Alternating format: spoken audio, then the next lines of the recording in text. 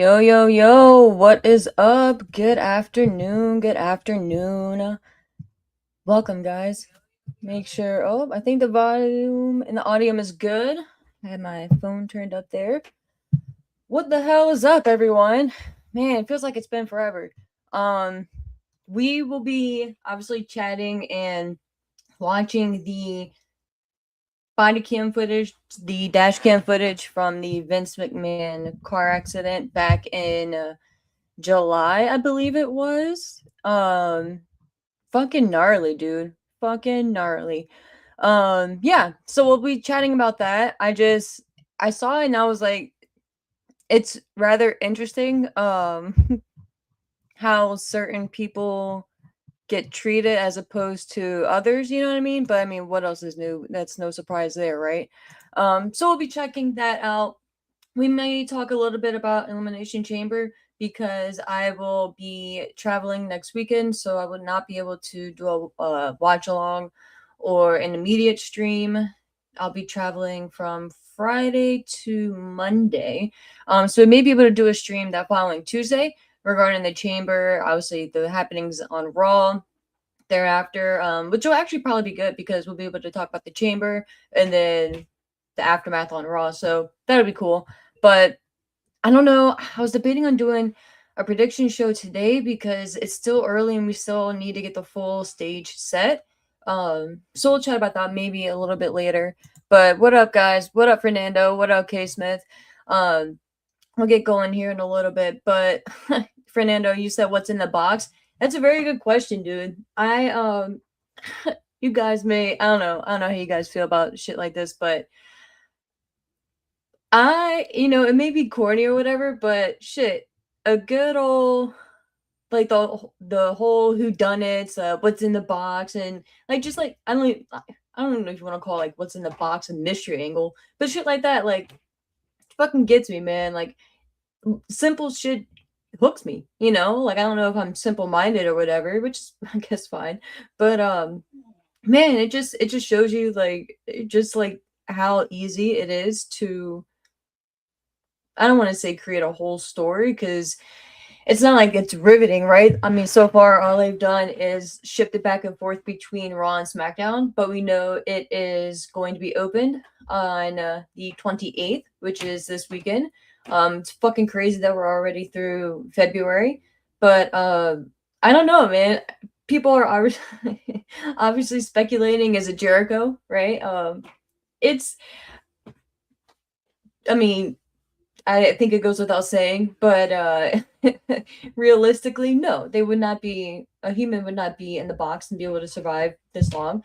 But the wrestling side of it all, right? It's pretty comical. I don't know. Some people said it could be a statue of Triple H, which I think would be pretty fitting. Um, I don't know, man. I don't know. It could be a number of things. I think, like, when you think of Jericho, it's almost fitting for him to do something like obnoxious, but I think at this point in the world we're past even there's certain things we agree to just go along with, right, in wrestling, but I mean that I feel like come on, a human being in the box for weeks, come on, being shipped back and forth from Raw to SmackDown. I don't know, man. I don't know. Even that's a little much, but I think that I don't know because like if you think about what other options there would be, and there is I don't know if you guys have seen it, but there was a report that came out. I think it was through Fightful, maybe. I don't want to misspeak, but somewhere reported that Jericho's contract with AEW had been frozen because of the time off that he took in 2025. So it essentially extended. So I don't know if that is true, obviously, right? But if that is the case, that would make sense as to the delay for his return slash debut, why we didn't see him at the Rumble. He is still listed on the AEW website as well, at least as of a couple of days ago. I'm gonna check and see if he's still there as of right now.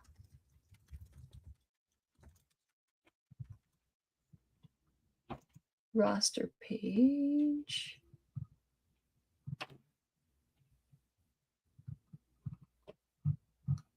Thankfully, it's in alphabetical order. Yes, he is. So Jericho is still listed on the AEW roster page as of today, which is February 22nd. So I think that's a pretty good indicator that he is still technically on lockdown. Which, I mean, to be fair, he is. I mean, if you take time off and for various reasons, right? If it was for his touring with Fozzy or whatever, because the thing about Jericho is he has so many different side hustles and projects that he does. Dude needs time to do his other shit. You know what I mean? And by the way, he has a family. But if that is the case, and that's what extended his contract, I mean, I get it. You know what I mean? I mean, it'd be one thing if it was due to injury, but even injury, they normally extend the contract, right? So I don't know, man. It is what it is. I don't think WWE is hurting to get Jericho back. It's probably annoying. If anything, if they had stories built into it, like if he was going to be involved in not even necessarily a big part of WrestleMania, but with Jericho, regardless of how you feel, right? He is still a legend, right? He is still a big name, and he is still a name that if you are a longtime fan back to the Attitude Era, early 2000s, early 2010s, right? Jericho was a big deal. You know, I'm not saying he was like the face of the company or anything like that, but he was a solid piece in the main event scene, right? He was one of those who really helped. Well, maybe that's a bit strong, but for whatever reason, his story with John Cena always stood out to me too. Him in that short ass haircut. But when John had, I don't know if that was his first program coming over to Raw when they did the draft, but it was one of them. And when Eric Bischoff was involved, the whole dumping Bischoff into the back of the dump truck and all that shit. But yeah, so Jericho, obviously, you know, his resume speaks for itself, right? But I think it's fun to speculate.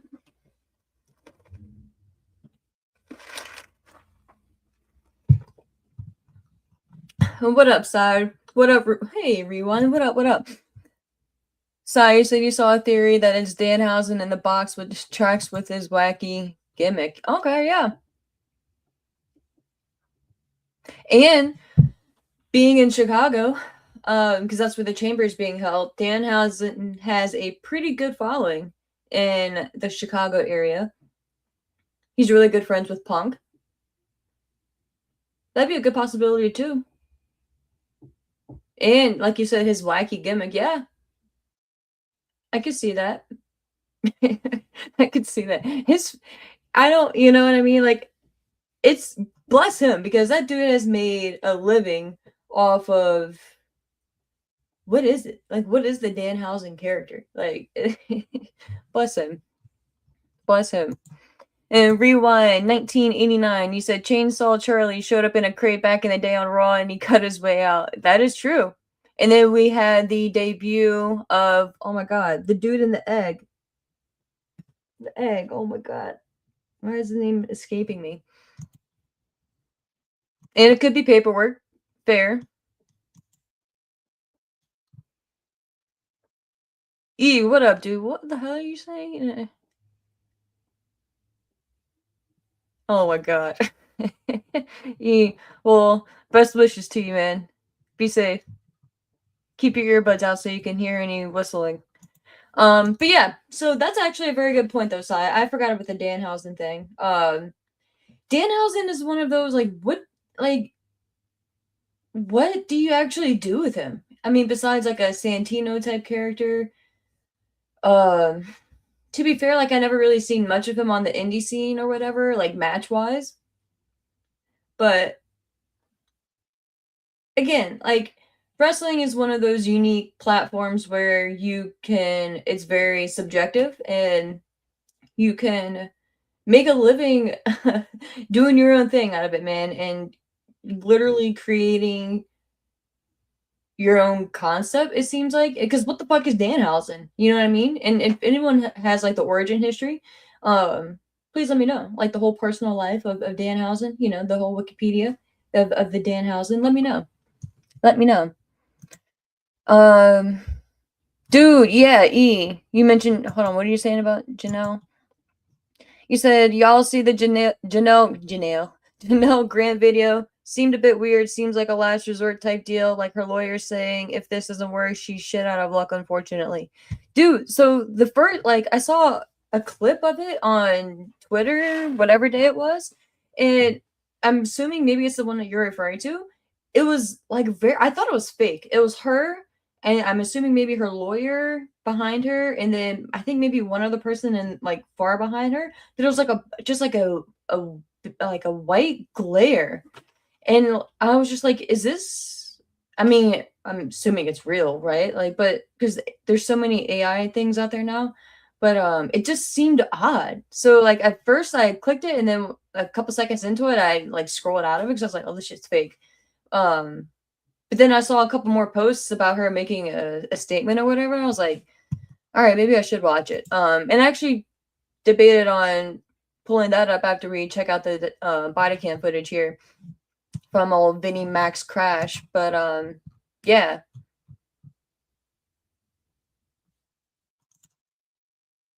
Yeah, okay, so you said it is real. Okay, so yeah, maybe we'll pull that up and check that out too.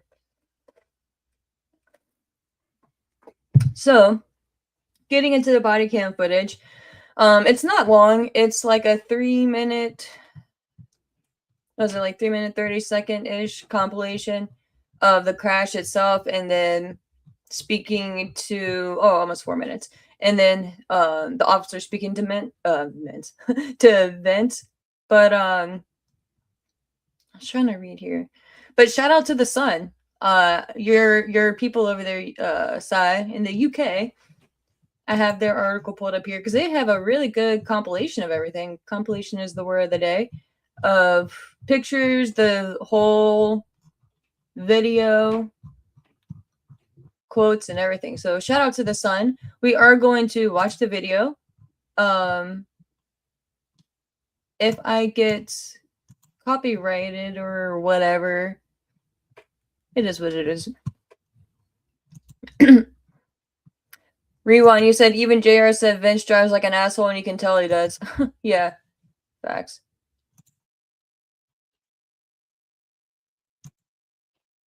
All right, so I'm gonna obviously get it shared here, and then I'm going to let it play for a couple seconds, and then let me know if you guys can hear it, okay? And then we will start it over. The first like few seconds like of the crash itself, it's like some music playing, so we're not going to play that. But then obviously once the officer gets to the door and starts speaking with Vince, obviously we want to hear that, so we will check that out.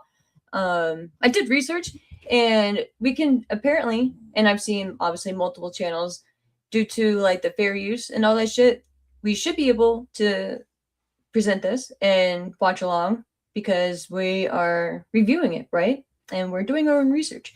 But yeah, like I said, if I get in trouble, it is what it is. I will just move on with my life. But yeah. So I'm going to, like I said, play a couple seconds here. Let me know if you guys can hear it, and then we will. Let me pull up my phone actually.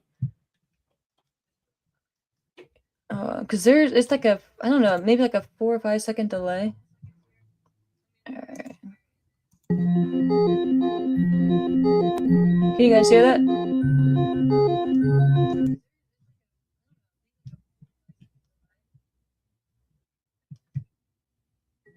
All right, cool. Sounds like it went through. All right, so back it up here. Fucking crazy. Fucking crazy. Hold on, move my screen. All right, we're gonna let it play through, and like I said, I'm gonna turn the volume off until we get to the officer talking to Vince. So that's Vinny doing his thing. It says he was going over 100 miles per hour. The officer said once he approached him that he was topping out at almost 115. So he's in the right lane. There's the BMW in front of him. Goes to his boom, bro. What the fuck, man? What the fuck? Gotta go back. Like,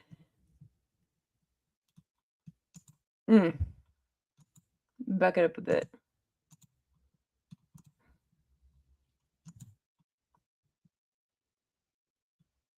So clearly you can see what he's trying to do.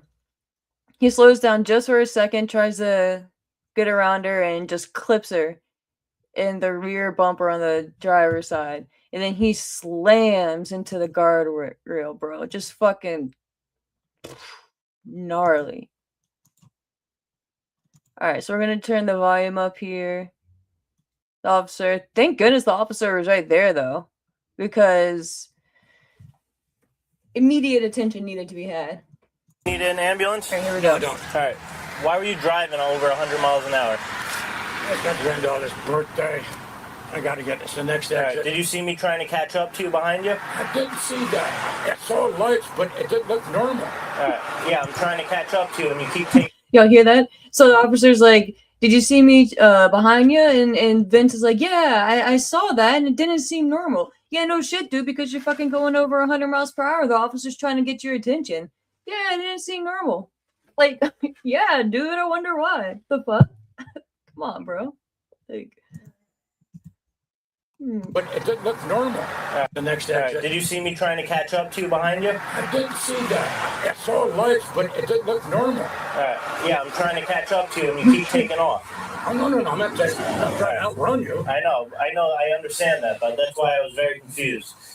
Right? Because it wasn't like you were running, it was just like you almost hit, I think, 115 miles an hour. 115. All right, and then you just hit someone because you weren't paying attention. Were you looking at your phone? No, trying to drive. No, the person was right in front of you. Trying to drive. There's got to be a reason you hit him. No, I haven't been driving my car and God knows how long. All right. It was right in front of you. You went straight at it at 100 miles an hour. Crickets. I'm just making sure you're not having a medical condition or anything. Do you need an ambulance? No. All right. Just your registration. Oh, that was fucking great timing. And what I thought was interesting when I was watching this is, I mean, clearly, the airbags are going to deploy, but the airbags are already cut. So, well, at least the airbag right here for the window. So I don't know how, or obviously we know how, but I don't know at what point that happened. And if we are missing a chunk before, and I mean, clearly it's, it's, like I said, compilation word of the day. And it looks like over there on the passenger side, like the airbag deployed as well. But yeah, and you can see clearly the steering wheel rather, and then I think in a second you can see the knee airbags deployed as well. But I thought it was interesting when the officer was like, "What were you doing?" And again, to be fair, he's in the moment. He probably can't see exactly what Vince was trying to do. And to be fair, again, as an officer, you ask questions that you already know the answers to, right? Like you are trying to, sometimes you're trying to get people caught up, right? But a lot of times you're just trying to see if they're going to be honest with you and just see and get their perspective, right? Like clearly you can see he's fucking speeding and he just clipped this other BMW, right? But what was he doing? Like, why? What's his intention, right? See what he's going to say. But clearly you can see what the fuck he was doing, right? And to be fair, like he did try to slow down. You saw the brake lights come on for a split second there, but when you're going fucking almost 115 miles per hour, it's pretty hard, even if you slam on the brakes, whatever, to be able to swerve just in time to not hit a car in front of you, right? He is very lucky. But the other woman, her information, she has a statement in the article we'll get to in a second. But she is very lucky that she's alive. He's very lucky that he's alive. And there's like an eerie correlation, which they reference here again in the article, which we'll show here. But also I think as well that it's very interesting that, of course you're going to want to ask, and, Vince is 80 years old, so especially an elderly person, you're gonna want to ask if they're having like a medical episode or anything like that, to make sure they're okay. You know, human being, whether they're guilty or whatever or not. But no breathalyzer, no sobriety test, no even question, which, and again, I may have missed it the first time I watched it, so well, I may take it back a couple seconds just to make sure, but I don't think he was ever asked if he had anything to drink or under the influence of anything, or like I said, no sobriety test done, nothing. So it's just very interesting, you know. Is your license? Take it back here a second. I'm just making sure you're not having a medical condition or anything. Do you need an ambulance? No. Alright. Alright. Just your registration. So yeah, just Is your license in here? No, it's in my pocket. Alright.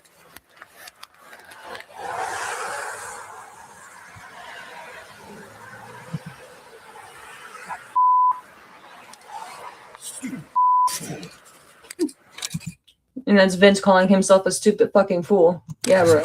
Accurate. I haven't driven this car in quite some time. It's fast, I'll tell you that. Yeah, too fast. Yeah, blame the car. He says he hasn't driven this car in quite some time, and the officer's like, yeah, it's pretty fast, and Vince is like, too fucking fast. Yeah, no shit, dude. You bought a Bentley. Like, what the fuck? What do you expect? Like, come on, dude. Blame the car.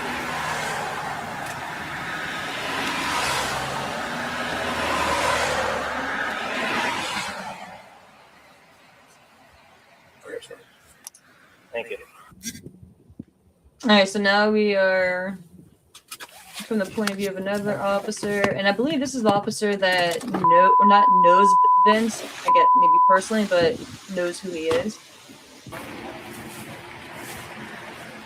Vince is already in the back of the Mr. McMahon, how car. you doing? Hi. I'm the investigating trooper. Okay. So, how you doing? I know who you are. I know who you are. So, You still have like Reddit unit. so Trooper Robbins that was following in the unmarked vehicle said you were doing over 100 miles an hour. All right, before you struck the vehicle. So, That loud ass ringer. You know he's 80 years old. Talking to the officer. Talking to him. all right, so I'm going to be issuing you a misdemeanor summons for reckless driving. Okay. So, it's just going to take me about 10 minutes to write it up. I'll give you a court date, probably within 3 weeks or a month. Do you reside in Connecticut? I'm not sure. Okay, so it'll be, Westport? So it'll be the court right here. I'll give you the address and everything. All right, so just give me 10 minutes, 15 minutes, and then we'll get you out of here. Okay? Thank you so much. Yes, sir. Man. Reckless driving. No, and that's the investigating trooper, man. No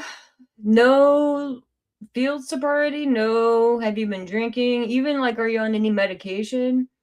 No, nothing. And to be fair, in full transparency, I have crashed my own vehicle in the past, and I did not get grilled either. I struck a pole. I didn't hit anybody else. I just struck a pole. It was early in the morning. I did not get grilled either. I've said in the past, I think that I'm just like, I'm just this little white girl, right? Innocent. So I didn't get grilled either. But I think you, at the very least, should ask everyone questions, right? Like, I don't know why some people, we do know why, but it's not right that some people get pulled over for sometimes no reason or a very minor reason, like a tail light out, or you didn't use a turn signal or some dumb shit, and they get asked to step out of the vehicle and all this shit, right? And go through all this tests for no real reason, and then major shit like this happens, or like major shit like what happened with me happens, and it's just that, hey, here's a ticket for reckless driving, have a good day, you know what I mean? And he fucking, like, he crashed into the back of this woman's BMW, dude, you know what I mean? I don't know, I just think that, well, I got into that a little bit last week, but the world just needs to be fair. A long story short with that, right?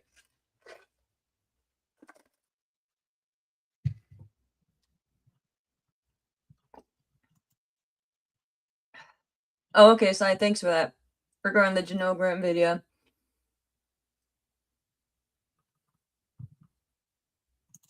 In Rewind, you said I was at a stoplight and I got hit at 30 miles per hour last year, and when the cops showed up, they didn't do any of that field sobriety shit for the guy who hit me. Yeah, it's just weird to me. Like, why is that?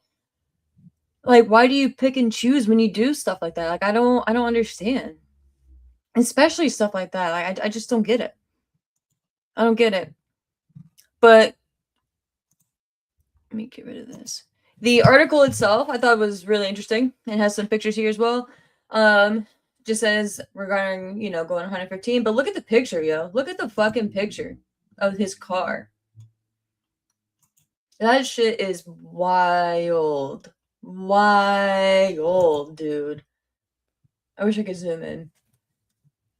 Just fucking ripped the entire front end, bro. His fender's just gone. The whole bumper cover, half of the hood. Bro. Gnarly. Look at his me mug. As a picture of the accident in play. And there's the poor woman who was just going about her day. I wish we got video footage of her, though. But moving on, it just says that his Bentley Continental GT Speed. Oh, yeah. Thing's too fucking fast. I wonder why, dude. Sells for about $300K. Slammed into the guardrail, sending debris scattering across the road. Smoke is seen billowing from McMahon's Bentley after the collision, blah, blah, blah. He was asked, where is he going? He was going to visit his granddaughter. I'm trying to catch up to you and you keep taking off. You almost hit, I think, 115 miles an hour. McMahon, who was seen seated in the driver's seat with the airbags deployed, reassured the trooper he was not trying to outrun him, saying, "I'm trying to drive. I haven't been driving my car in God knows how long." Clearly. And he says, "God damn it, stupid fucking fool." McMahon caught himself. Just repeated himself. And McMahon, who refused medical attention, exited his totaled vehicle. He asked the trooper if anyone was injured. The officer replied, "No." Oh shit, that's a miracle. Yeah, no kidding.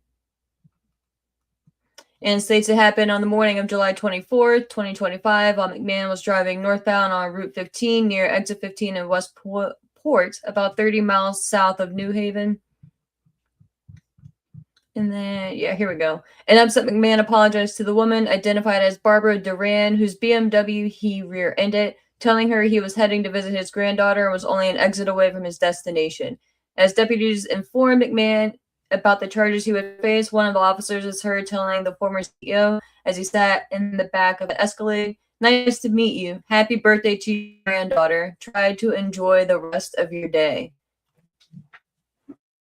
What the fuck, bro? Try to enjoy the rest of your day. I'm so sorry we inconvenienced you, bro, for the accident that you caused. Like, fuck out of here, dude. That's wild. I'm not saying you have to be an asshole, right? But wild. Duran spoke about the accident days later in a Facebook post, saying she felt lucky to have survived the crash. Yeah, no kidding. She said, "McMahon hit me going 80 to 90 miles per hour as I drove in the right lane of the narrow Merritt Highway. I was as lucky to have kept control of the car, more or less, as I shot off the road after being catapulted over 100 yards. McMahon saw me last minute and swerved, smashing into my left rear, but that if he had hit me full on, there might have been a very different ending for me." Exactly. And here's the eerie part. Oddly, Hulk Hogan, who made McMahon's fame and fortune, died about the same time as the accident. And I've forgotten that part, which is just eerie. Like I said, right? It goes on. McMahon was charged with reckless driving and following too closely, resulting in an accident. In October, a judge ruled McMahon could enter a pretrial program if he made a $1,000 charitable contribution. and only drive if properly licensed and insured in the future. If he completed the program, the charges against him would be dismissed in a year. I'm sorry. I think I missed. All right, we'll read this. So McMahon's attorney told TMZ he was happy with the outcome. Quote, "It was good news. Not every car accident is a crime, and the judge agreed he deserved this dismissal, and we're grateful for that." Yeah, I bet you are. Job well done, attorney.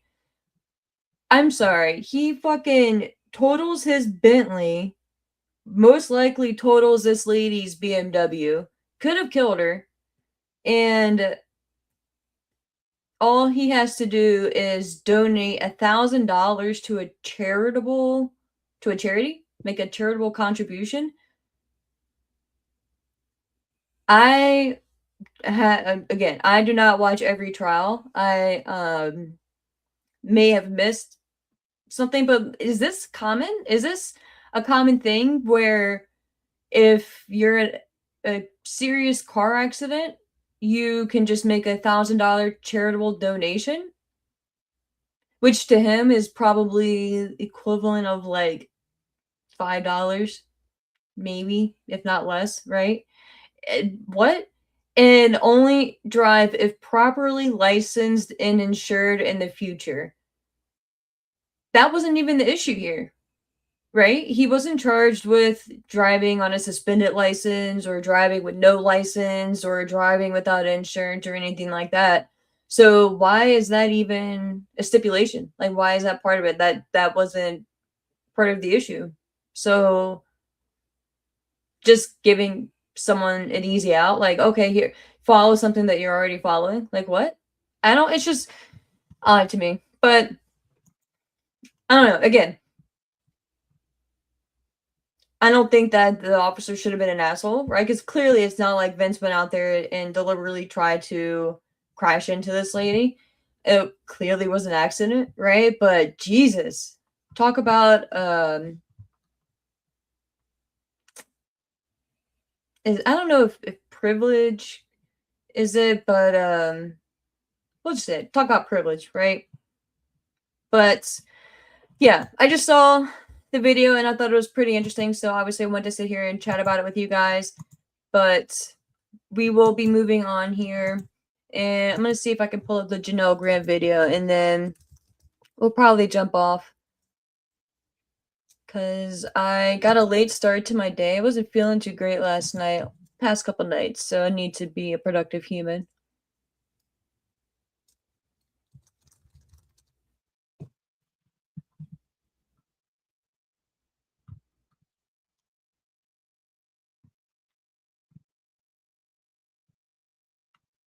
Da-da-da.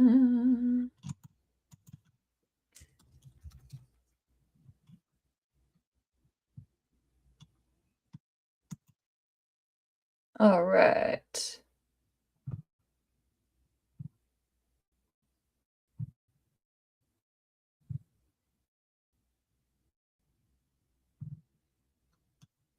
Cool. Got the article, but I'm going to see the video. Oh my gosh. These fucking ads, y'all. Oh yeah, and I downloaded, I think Restream or whatever. I didn't want to fuck around with it when I'm sharing my screen and doing all this shit, just until I get used to it. But yeah, just heads up there in case. I'll obviously mention it the next time and when I actually do it, but just in case anything next time looks weird or whatever, bear with me. Y'all, these fucking ads, dude. I get you have to make a living, but Jesus Christ.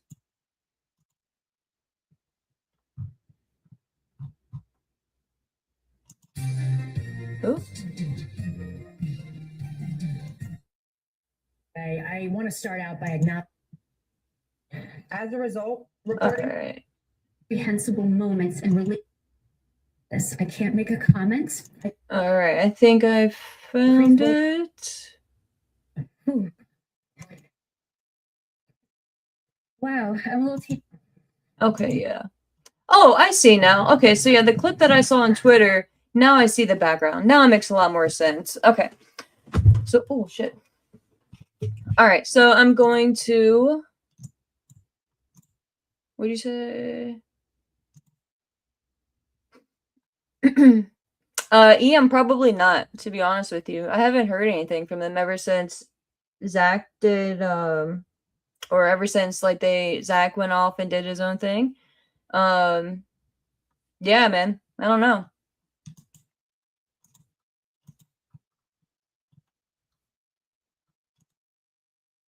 Oh shit. All right, cool.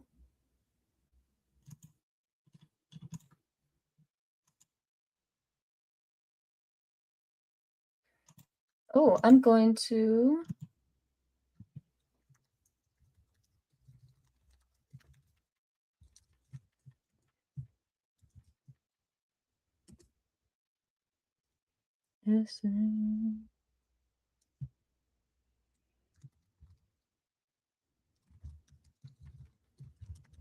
Make sure I can. All right.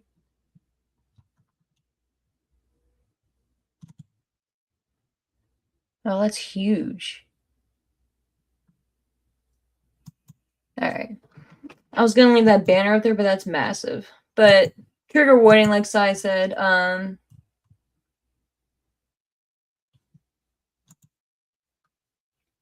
Yeah, I don't know, dude.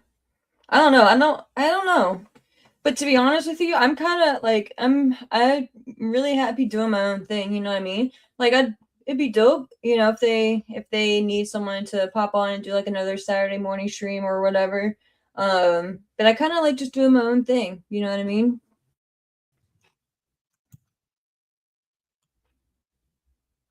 All right, so I'm going to obviously share this with you guys, and we're going. I don't know how long she speaks, so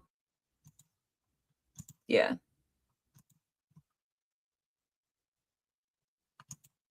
But yeah, trigger warning.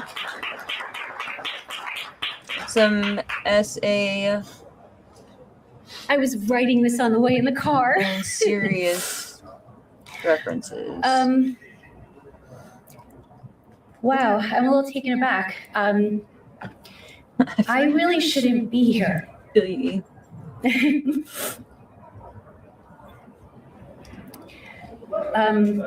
By a series of miracles that I can't account for, I'm alive today. Whew. On June 15th of 2022, my life was rewritten into someone else's storyline. And I was globally outed in the Wall Street Journal. I got a call that I didn't expect on the day of a very big meeting of a new job I had. And it was in front of my new bosses, and it was in front of a high-rise full of residents whose homes I was entrusted to protect. So imagine me getting a phone call I didn't expect saying that at any minute, the Wall Street Journal would be publishing a story about me, Vince McMahon, and a non-disclosure agreement. I'm just going to pause really quick. Can you imagine? And again, I'm not going to sit here and how do I say it? I think that we all should go into every situation with neutral eyes, right? I don't think that we should automatically believe one side. I don't think we should automatically believe the other. We should go in there, hear both sides, look at whatever evidence, and go from there and judge every situation based off of that. I think women get it's twofold, right? I think women get the shit end of the stick, right? If they make reports and if it's a well-known person, obviously we know with the Epstein shit going on, they are rarely believed, or it's brushed under the rug, or they just whatever, right? Did it really happen, or are you sure, or did you change your mind midway through? Just stuff like that, right? Or it's the exact opposite. If they report something, then they're just a gold digger or whatever. You know what I mean? They're not the opposite, but that could be another reason, right? Or it's the opposite. They did go through something consensual and they had a change of mind afterwards, or they're pissed off that the guy broke up with them or whatever, and now they're out for revenge, right? We've all seen both sides, and that's what makes everything in life. I feel you need to go in with a clean slate. You need to be cognizant of factors on both sides, right? And be aware that people lie. And you want to believe everyone has good intentions, but a lot of people don't. But you need to be mindful of that, right? But I say that to say, especially if you are the victim here, can you fucking imagine if you are living your life you went through all this stuff, you're Janelle, you're trying to move on with your life, you went through these traumatic events, and the Wall Street Journal is about to drop an article talking about I'm assuming the worst times of her life. Like, can you imagine that? Bless her, dude. Bless her, because I would probably still be living under a rock somewhere. But I was told, if anybody asks me about this, I can't make a comment. I can't acknowledge it. I can't say I'm not okay. And if anybody approaches me, I can't acknowledge years of life to people who saw me live it. And it was like somebody set fire to my home intentionally with me still inside of it. So I blacked out and I ended up in a closet with a belt and a stool placed under a metal rod. And thank God somebody saw me and stopped it. But that is the life wreck and the mental health impact of this particular NDA. Oh my God, I wrote stick with me. I'm going somewhere with this. Okay.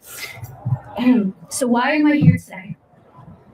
The people and organizations that have supported me when I was the loneliest person on planet Earth, when my life got decimated in the Wall Street Journal, with them I would not be here. And one of those people is Beth Hamilton. I read something she wrote and it helped me. And around the holidays, Thanksgiving, I reached out to thank her. And so the act of just saying thank you, like a human to human moment, a phone call, when that leads to this moment, me being here, it feels like something in history is about to play out differently. It feels like the world may be signaling it's ready to change, like when somebody shows up to talk about NDAs. Workplace safety depends on transparency, because when employees cannot speak, patterns can't be seen. When patterns can't be seen, they can't be stopped. When they can't be stopped, harm spreads. When an NDA is used to conceal dangerous behavior, it simply relocates the harm to the next employee, the next office, the next victim. No one should be required to trade silence for accountability, and no workplace should be able to become safer for an institution than the people inside of it. So for years, I have watched my life play out outside of a window, and I am serious when I tell you I went outside 10 times last year. That is the level of threat. That is the level of feeling unsafe. That is the level of power that I am on the other side of. With this NDA, I promise you, I have seen some of the worst in humanity, and I have seen some of the best colors ever in people. And that is also why I'm here. I might be leaving here the same way I arrived, which is deeply struggling, financially devastated, no family, isolated. But right now I'm in a dress and I'm smiling and I am standing in front of you good people who are willing to take a few minutes of your life and listen. And I thank you, because I'm about to take you on a little bit of a ride here. Okay, I mentioned coercive control in my statement originally. I want to offer that as something to help you immediately. It's a tool that somebody gave me, 6 words, coercive control. It happens in increments. It changed my life. It empowered me. Suddenly I had words, incomprehensible moments and relationships. It made sense. Why questions suddenly were not like, they didn't sting. they were just something I wasn't about to answer because I understood person-to-person relationships, person to workplace, and person to world. Seriously. Really quick, I just wonder what Stephanie thinks about, you know what I mean? And like her daughters, for some reason, I'm not gonna say for some reason, but I don't know if you guys have seen some like statements that Shane's son has made, but I don't know.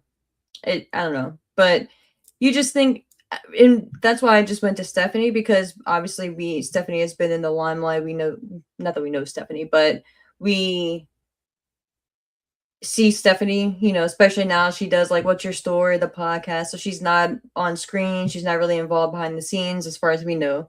But and from what we've always heard in the past, Stephanie has been like, for instance, when she got the promotion, when she stepped up, when Vince first stepped down, everyone was super happy, supportive of her, like all the women. And then when she left, like people were very upset. So I just wonder, man, like what does she think about all this, right? Like did she listen to this video? What did she think when the transcripts came out? And I don't know. And like, I can't imagine being like, if that was like my father, right? My grandfather, and he was accused of doing all this horrific and graphic things. I don't know, man. I can't imagine what I would feel. Of course, your immediate reaction is there's no way, not him, right? But I don't know, dude. I can't imagine being, and Shane, you know, like for instance, like Shane was always, if you watched any of the DVD extras back in the day, like Shane was always like a mama's boy, right? Like he didn't want his mom being involved in anything like that. You just get a vibe that he's very protective, right? So if you're that protective of your mom, like why, I don't know, like how can you justify or be like, oh well, I mean that's okay, or that's not that bad, but then you don't even want your mom like being slapped on TV or something like that. I don't know. And it's all fake, right? It's all in the storyline. So I don't know, man. It's just weird. I can't even and just use a coercive control tactic and, you know, point it out.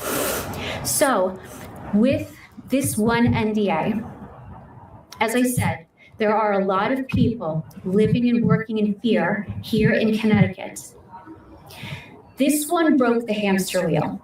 For whatever you do going forward, the decisions that you make, let this be your number one cautionary tale of what you do not want under an NDA.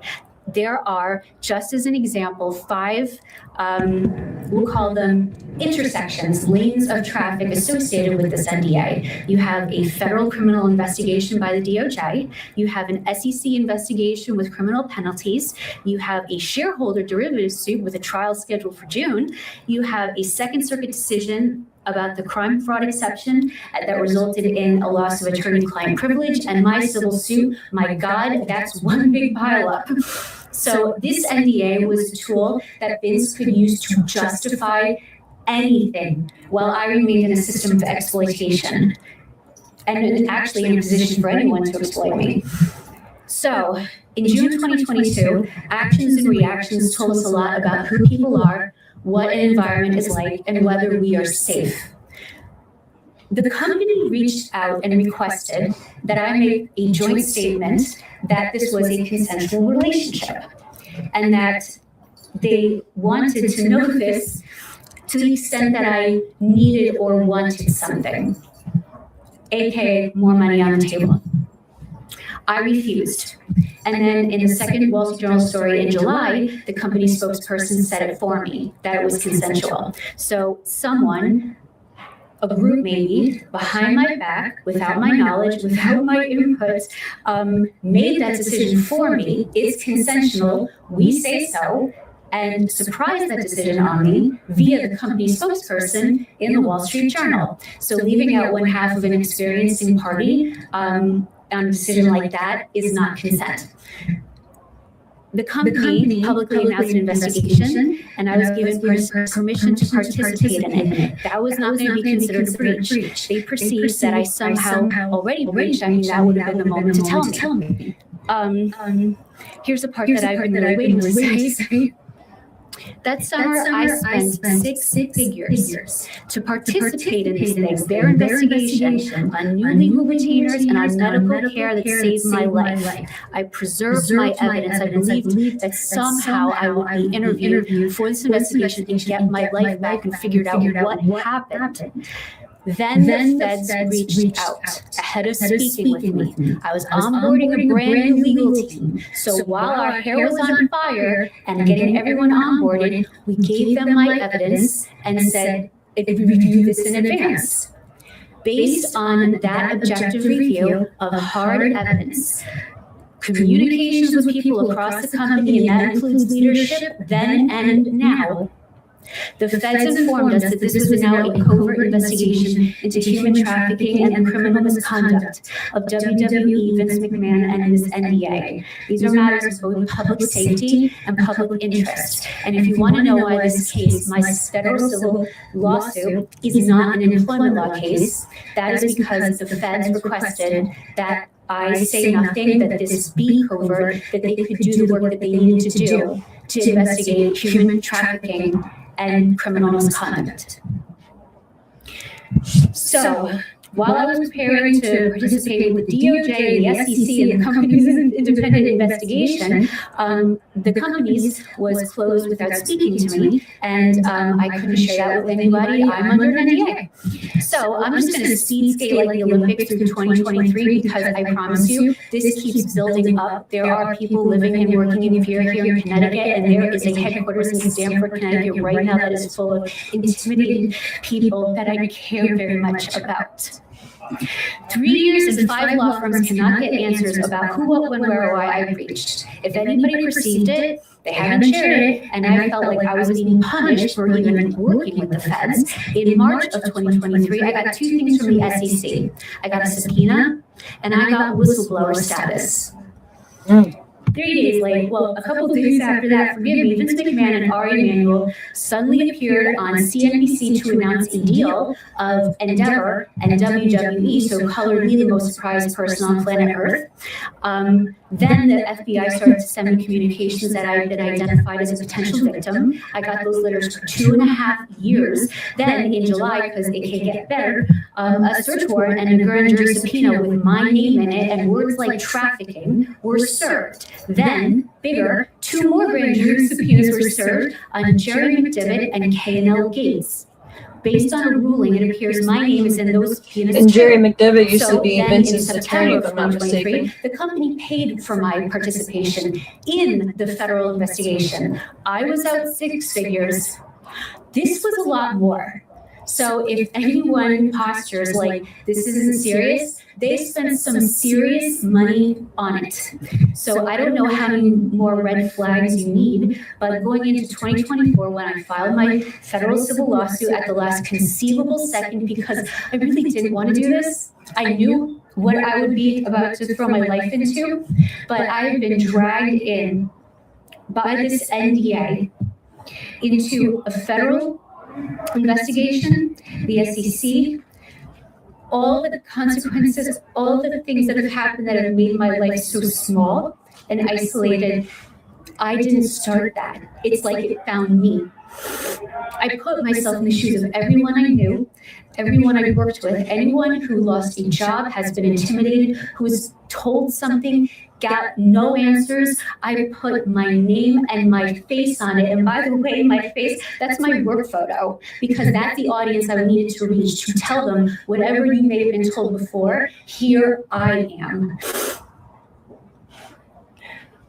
So I could not have lived this truth bigger with that swan dive into the world.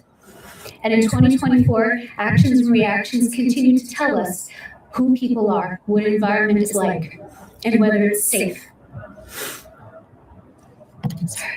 I encourage you to ask yourself, how should a reasonable person and a reasonable organization respond to my filing when it mirrors a federal and criminal investigation? 2 examples, and keep in mind, these are corporate leaders who knew me by name, by face, by office location, by emails, by text, by casual conversation. First, During this federal investigation, a love letter was purportedly found on a corporate laptop and published in the New York Post. The article also rewrote my life. Again, this was a public humiliation and an intimidation of a person who gets letters from the FBI that say victim, and it's also witness intimidation, discouraging others from speaking out, speaking to, or even associating with me for fear of their own well-being and their families.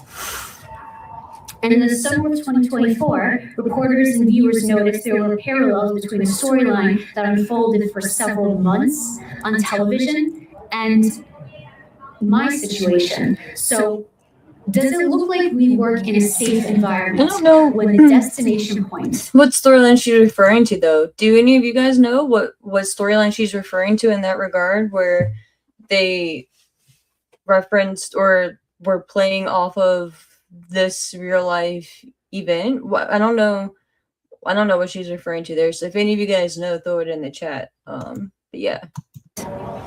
If your hurt is weaponized use of your experience on live TV every Monday night for months, by their actions and by their reactions, this says a lot more about current leadership than it says about me. So, how do we make change in the world? By showing up in it, especially when it's a tough conversation. To the board of TKO, if you didn't know this part of your origin story, now you know. I hope you will have conversations with us. I will hope you have conversations amongst yourselves, and I hope that you don't rely on old instincts with new insight. All of you have some say in how my life turns out from here, including how quickly I may be able to move on and find help and healing. And leadership perhaps means stepping into the unknown, listening and discussing things, even when they're hard, being willing to take first steps like we are all right now here today. I mean, this is the second time I've ever even spoken about this. I would have thought there would be one more time by now, right? But it's been the feds and you, so thank you. And in conclusion, because speaking of healing, there are organizations like the Alliance who are willing to help people like me. And I'm committed to paying it forward and supporting others as they have supported me. I hope this time has helped to enlighten and educate and empower you in service of clarity that lead to dignified and productive conversations that create solutions. And when the right people meet at the right time for the right reasons, mountains can move. We're already taking steps forward today. The people in this room, the people listening, and we're all working forward to evolve, to create something safer and break the cycles that have caused so much fear and so much hurt and so much loss and grief for far too long. On a positive note, I want to say thank you for your time. I look forward to speaking with you, and I look forward to working with you. And that is that. That is Miss Janel Grant's second, as she said, time speaking. Honestly, I don't recall the first time she spoke out, so I'll have to go back and look for that. But again, we still need to see all the evidence, but I mean, in my opinion, I think it paints a pretty clear picture. However, there are always two sides to the coin, right? But I feel like they just need to make progress at this point. Like, what do we like? I know things take time and shit. There's so many other things going on in our country right now, but this has been going on for a few years at this point. So she needs to get justice, or one way or another, right? Like, she needs to have her day in court. She needs to be able to present her evidence. She needs to be able to lay all the cards out, right? And be like, this is my case. This is what I went through. This is everything.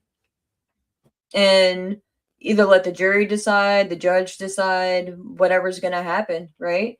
I think it is very interesting that she is still that she's still being held to the NDA, because clearly something happened, right? And I don't know, I guess it's still, obviously I'm not a lawyer, right? So I don't know how these things work, but if someone is accusing you and going after you criminally, civilly, right? Either way, is how can that NDA still be valid, right? If they're alleging that you did all these horrible things and you committed crimes against them via the cloak of the NDA, how can that NDA still prohibit you from speaking your truth, you know? So I hope other people who are much smarter than me bring awareness to this and maybe do a deep dive into this, because I would love to know. But I thought we should at least bring attention to that, because clearly this woman has been through some serious shit, and it is, oops, I shouldn't have closed out on that. But and it's something that should be brought to everyone's attention, you know what I mean? It's another one of those things that kind of makes me feel grimy sometimes watching WWE.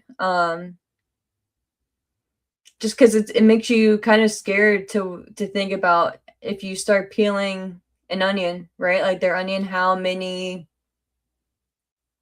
layers you will find that just continue to make you more and more teary-eyed, you know?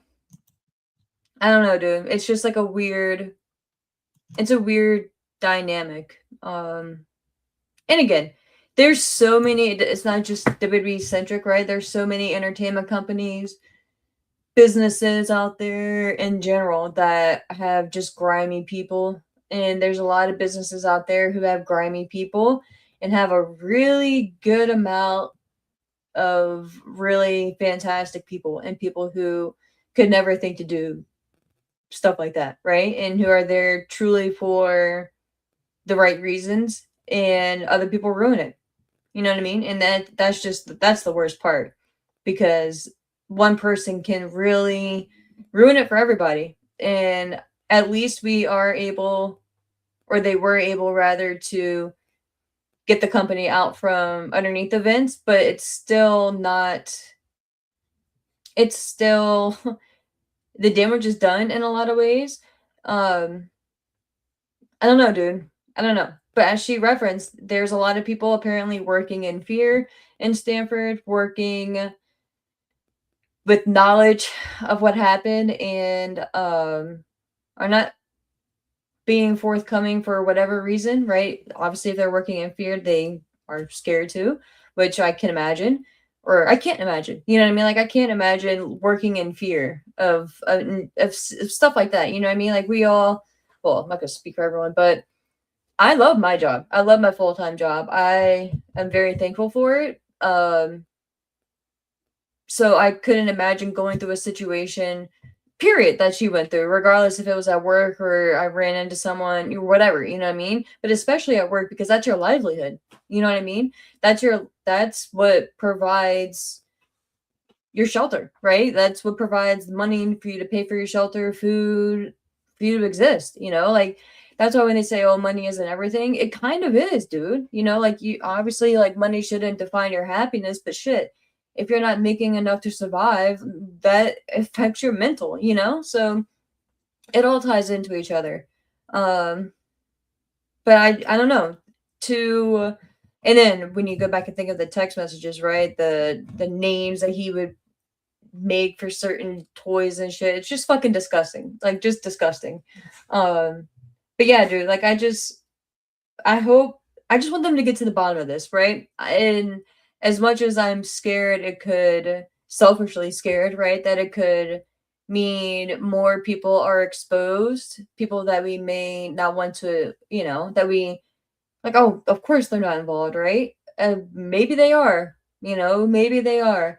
And if that's the case, in my opinion, it's the same thing as, it's in the same hand as the Epstein files, right? Someone, or the, I guess, connotation out there or whatever is that, oh, if the files are released unredacted, then, and people are actually named, then, like, the world could fall and could crumble, right? And governments would crumble because of all the political people, the billionaires who are involved, and like society as we know it would crumble.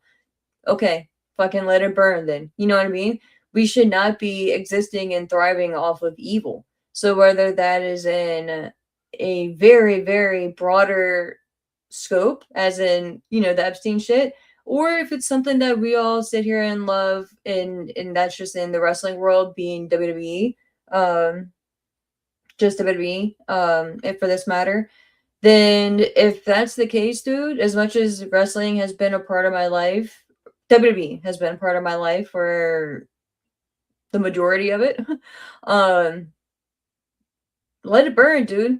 It hurts my heart, but no one should be living in fear. No one should be working in fear. And if they're making billions of dollars off of fear, then that's not right. And I don't wouldn't enjoy something if that's the case. You know what I mean? So there's that. And then again, like I referenced last week, it gets into a broader sense of, man, like when you really sit there and get into the nitty gritty of who pays for what sponsors what, who funds what, it's like, bro, what the fuck are we doing? I'm not going to get on that soapbox again, but I just wanted to at least take a look at that stuff and just kind of bring some attention to it. You know what I mean? Like I said at the beginning of the stream, I will try to do an Elimination Chamber prediction sometime between or before Thursday, since I'll be traveling this weekend. But we will fit that in at some point, and then I will most likely be doing a stream on next Tuesday, following up from the Elimination Chamber, what happened on Raw. So that'd be a cool little 1-2 punch, right? Go over the Elimination Chamber and then be able to see the follow-up from the Chamber. So that'd be cool. And I believe this Monday, tomorrow, is going to be a big show in Atlanta, if I'm not mistaken. I think it's tomorrow night's episode with the pretty much like the farewell to AJ.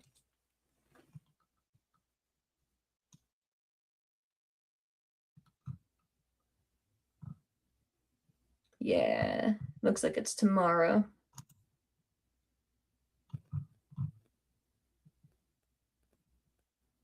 Yeah, so tomorrow's gonna be a big show. I mean, they're gonna have the I guess, quote unquote, tribute to AJ. Brock Lesnar's apparently gonna be there. Liv is making her WrestleMania decision. So big shit happening on Raw. I am surprised, really quick, that Kiana James won that triple threat on Friday, and it wasn't Charlotte. Because, man, like, they fucking got me, dude. Like, when they had that little interaction with Charlotte and Jade, I was like, oh, yeah. And because, we obviously been speculating about it in the, past few weeks. But seeing them face to face and just seeing that brief little moment, it got me, dude. So when Charlotte lost, I was like, damn. Like, I found myself sitting here trying to figure out like, how are they going to get Charlotte in the match at WrestleMania, which is shit I never thought I would say. But yeah, yes, that between that, I was gonna say that was my thoughts coming out of SmackDown. Between that and Trick Williams, dude, fucking star, bro, fucking star. But yeah, I just wanted to touch on that stuff. I appreciate you guys, as always, for jumping on here at random times throughout the week, throughout the weekend, throughout the day, and chatting with me. Still TBD, well, not TBD, but stay tuned on the other channel coming through. Once we get through February, probably going to be diving into that for March and going from there. But thank you all for everything. I truly appreciate your time. Sai, E, Maria, Fernando, Kid Smith earlier, all you guys, I appreciate you for popping in and spending a little bit of your weekend with me. So until next time, guys, stay safe out there. Please stay safe. As we know, it's a crazy world. And enjoy some wrestling, guys. Take care.